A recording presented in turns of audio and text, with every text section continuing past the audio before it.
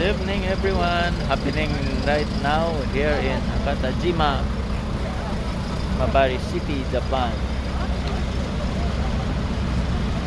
The Japanese call this guys deco trucks. It means the trucks that being decorated based on what the owner likes to put their trucks.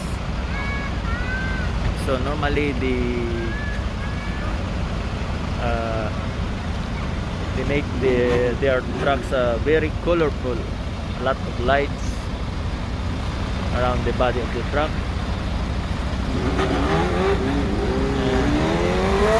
Some bikers. It's also a vintage car.